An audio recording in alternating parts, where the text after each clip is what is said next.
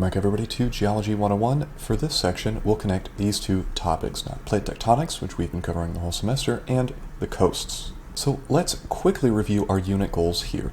Now we spent the first section on oceans talking about the interface between Earth's continents and the ocean system. Where do the continents and oceans meet? What is a coastline and what does it look like? Now we're going to cover these two items here. We're going to understand how plate tectonics can determine what happens at the coast, and we'll be able to distinguish between passive and active continental margins and talk about what that means. So as a refresher, we have these three different types of plate boundaries. We have one where the plates are pulling apart, one where the plates are coming together, and in many cases one of them will actually sink beneath the other one, something called subduction. And finally we have this process where plates are sliding past each other. And the way to remember it, we have divergent plates which divide, convergent plates which collide, and at transform boundaries, I know I'm covering it, plates slide. Now let's take a look at this map. This is a map of the world's tectonic plates. We have all of the major plates here as well as a few of the minor ones, including our North American plate here, covering the United States, and our Pacific plate nearby. Now, why do I have this here? What is the point? The point is to show that the edge of a continent is not always a plate boundary, although it is sometimes. For example, on the west coast of the United States, we have a coastline that is right on the boundary between these two plates, the North American plate and the Pacific plate. On the other hand, if we go to the east coast, there is no plate boundary there at all. In other words, a coastline is not always a plate boundary. Okay, so broadly speaking, we have two kinds of crust. We have oceanic crust, which for the most part will say that it's made of basalt, even though it's more complicated. Continental crust, for the most part, will say it's made of granite, even though this is also more complicated. We also have continental margins, right? This is our transition zone from continental crust, land, to oceanic crust in the ocean. And this margin has a few distinct parts that we'll have to talk about and get familiar with. So let's imagine that we look at things from the side or cross-sectional view here. We have our continent over here on the left, we have our ocean over here on the right. But there's sort of a transitional zone in between, right? You don't just have the edge of the continent and then a huge wall dropping off where you get to the bottom of the ocean. Instead, there's first this part that is still continental crust, covered with shallow water and a very shallow slope, something called the continental shelf. This is going to be where most of our sediments and sedimentary rocks are built. We have a steeper part here at the end of the shelf, which is our continental slope, and then finally we have right at the boundary between continental crust and oceanic crust, that transition is called the continental rise. And once you get to the very bottom here, the deepest part of the ocean tends to be very, very flat and nondescript in terms of topography or bathymetry. There's not a lot going on there. We call this the abyssal plain. Okay, so let's look at a diagram that's a little bit more comprehensive and detailed here, kind of looking from above and the side at the same time.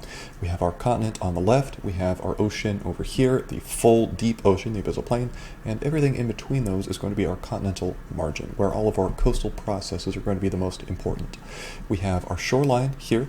Next to this is this broad, flat area still on the continent, relatively shallow, the continental shelf. We have our continental slope, which is going to be steeper, everything from the shelf all the way down to our continental rise, which marks the transition between the continental and oceanic crust.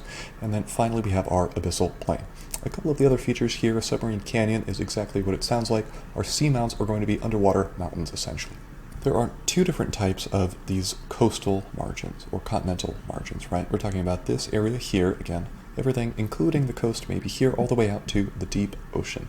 We have two kinds. We have ones that look like this, or look like this. We might call these passive margins. We don't see a ton of tectonic activity. There's not mountain building, volcanoes, there's not trenches, there's no subduction going on. We have something with a broad, flat shelf, a normal looking slope and rise. On the other hand, we can have something that looks a little bit more like this, right? So here is our continent. Here is our subducting plate. So we have a convergent plate boundary. There is a trench right at the intersection here. And actually, as this comes down, it pulls on the continent, it pulls the top lip down a bit, you can see. We have a relatively narrow shelf. Things tend to be steeper overall. And we have mountains, volcanoes, and rugged topography. So we might distinguish these two types. And then we have our passive margins, passive, not a lot of activity, and our active margins. And these two are going to be very different as a reflection of the processes that make them. All right, so let's zoom out and look at the entire world here. We have our active margins in red, earthquakes, volcanoes, tectonic activity. We have our passive margins in blue. And, well, what do you notice for the patterns? Well, the first one that stands out to me right away is that everything here around the Pacific Ocean is a more active margin. Everything here around the Atlantic Ocean is a more passive margin. And again, why would this be? And our answer has entirely to do with our plate boundaries, as we can see here. So everywhere that we have these active margin is going to be at the plate boundary of the Pacific Plate.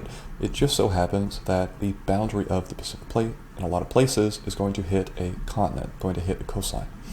On the other hand, if we look at everything that would be our passive margin, right? So looking at all this stuff over here on the edges of the Atlantic Ocean, well, it's going to be passive because there's just no plate boundary here.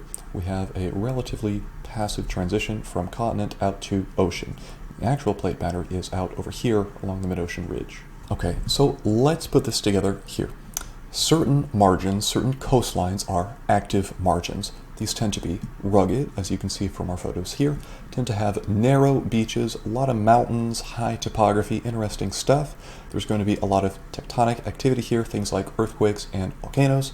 There may be deep ocean trenches, but this is not always the case. And they tend to have very shallow continental shelves, which would extend off the continent, and very, very steep continental slopes, so a steep drop-off down to the ocean floor.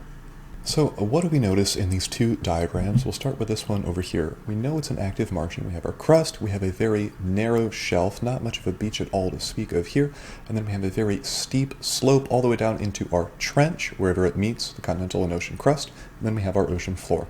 And we can look at the same thing here with maybe a little bit more detail. So we have our continent, we have our trench in between the continent and ocean. Here on the shelf we have something called an accretionary wedge, sediment wedge. We don't have to worry too much about that. We have our subducting oceanic lithosphere here at our convergent margin, leads to rugged topography, volcanoes, and all sorts of plate activity here at the surface. So we can take a look at our diagrams here.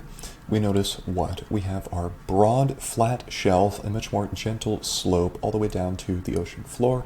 No earthquakes, no volcanoes, no subduction, no tectonic activity whatsoever. So, as a refresher, over here on the east coast of the United States and in the south, the Gulf of Mexico, we have a passive margin. On the west coast, we have an active margin. So, if I were to give you images and ask you whether we were on the west coast or the east coast, then based on the characteristics we just talked about for active and passive margins, you would be able to do that.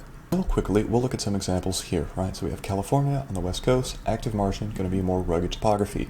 Same thing with Oregon, right? We have rugged topography here, mountains, things, very narrow beach right here next to the coastline. We have our Florida coast over on the east, Atlantic coast. It's going to be a broader beach, no mountains whatsoever here, not very rugged. We have South Carolina coast, also going to be Atlantic. Nice broad beach, very passive margin, no mountains. And same thing for Texas. We have a passive margin here with the Gulf Coast, broad, flat beach, no mountains, no rugged topography. So now we understand a little bit about how plate tectonics and the coastlines connect with each other, what those have in common, how plate tectonics controls the sorts of features we see at the coast. For our next unit, we're going to go into more detail about the motion of the ocean, waves, tides, and currents.